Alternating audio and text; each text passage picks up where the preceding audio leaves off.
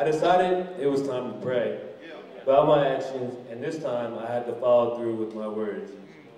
Instead of trying to fit in, I had to surround myself with positive students who wanted to better themselves in the classroom and do the right thing.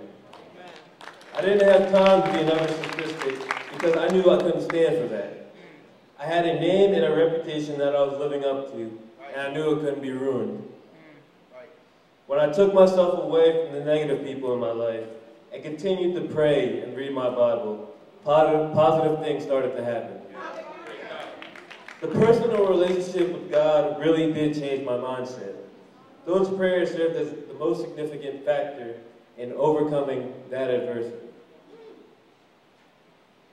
But just when I was feeling good about life and the positive path I was taking, another misfortune showed up and there was absolutely nothing I could do about it. In 8th grade, I was diagnosed with the disease lupus. For those of you who don't know, lupus is an autoimmune disease that can affect blood levels, organs, cause skin problems, and create multiple problems for the body to adjust to. I made light of the situation because I didn't really understand the magnitude of this disease. I began to realize that even if I got 8 hours of sleep, I never felt fully rested. I just got so used to these problems that I pushed them aside and lived my life. But the thing about lupus is that at one moment, it seems as if you're cured from it, but it could unexpectedly sneak up on you at any time. During the summer, going into my junior year, I had high hopes for the football season. I was going to workouts, lifting weights, and also playing baseball to keep me in shape. But one day during the football workout, I received a cut on my leg that started to bleed abnormally.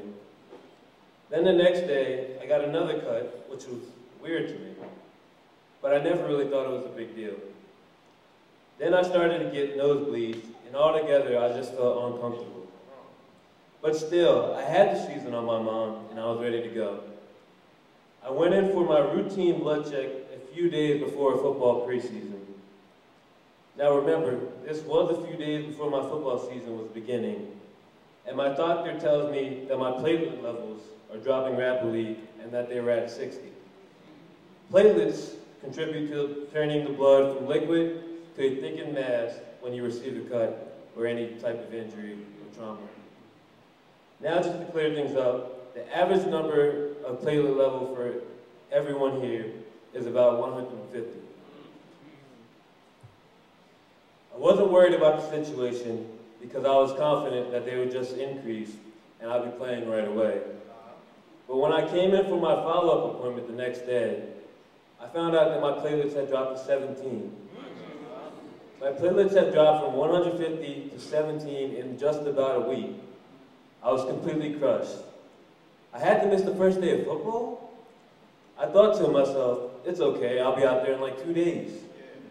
But I was immediately checked into the hospital right after I was confirmed with 17 platelets. It didn't make sense to me still. Why did I have to be here? I felt completely normal, so why does this even matter? I never really grasped how serious this was until I watched them hook an IV up to me and inject me with medicine that was diagnosed to help my platelets. I didn't want to be in a hospital.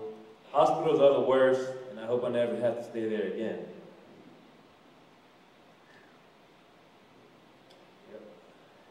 I sat there in one spot for hours, waiting for my body to get better, but it never did.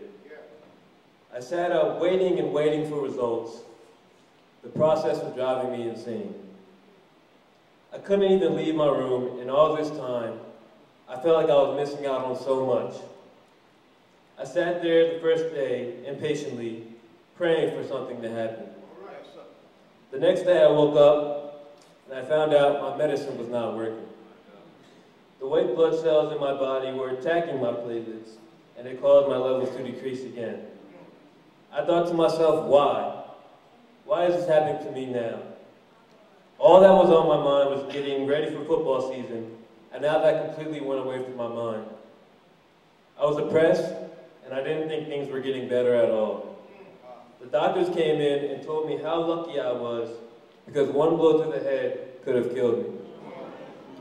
if I would have ever fell or received any trauma to the head, it would be nearly impossible to stop the bleeding.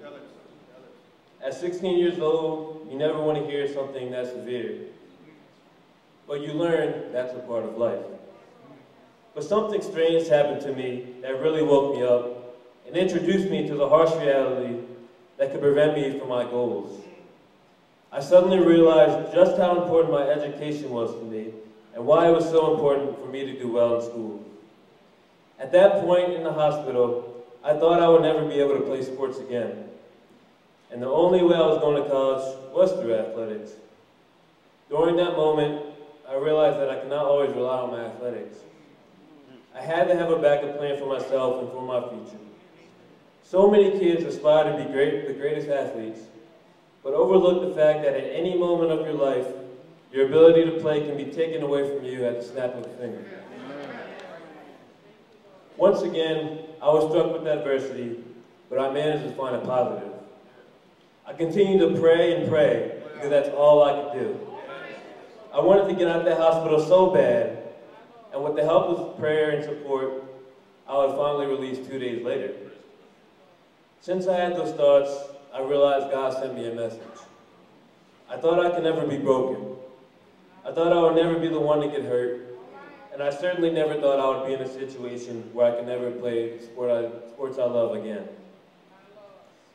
If I would have ignored the doctors and played football while I was still ill, it could have been fatal.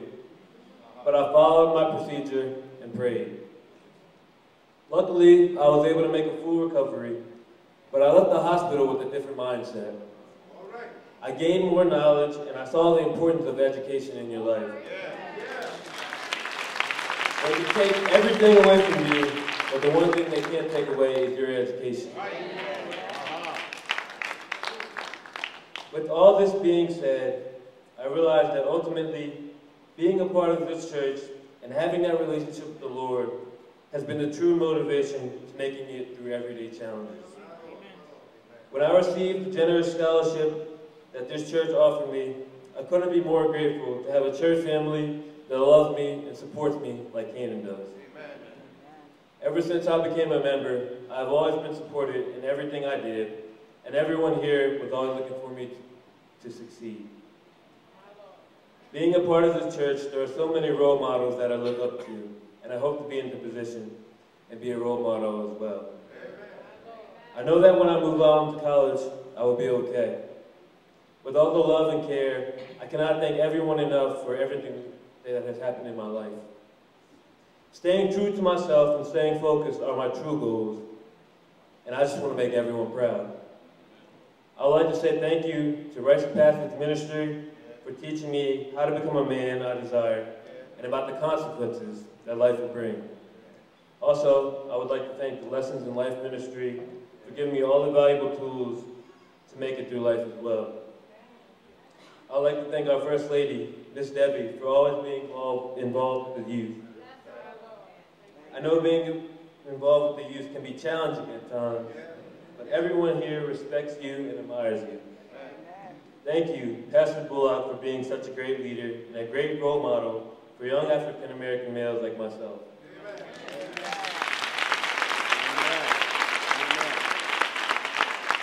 One thing I'm going to remember when I go off to college is one of his favorite lines: education, not incarceration.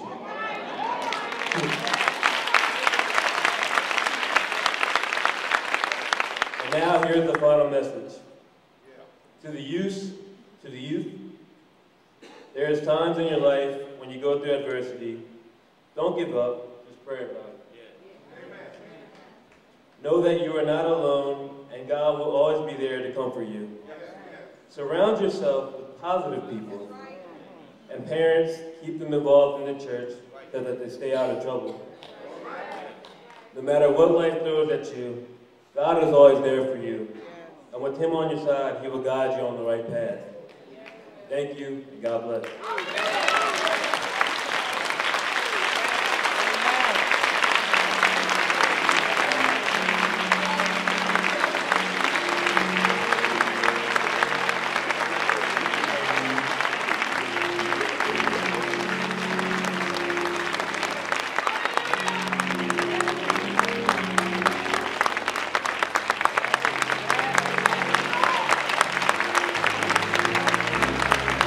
Come on, put those hands together.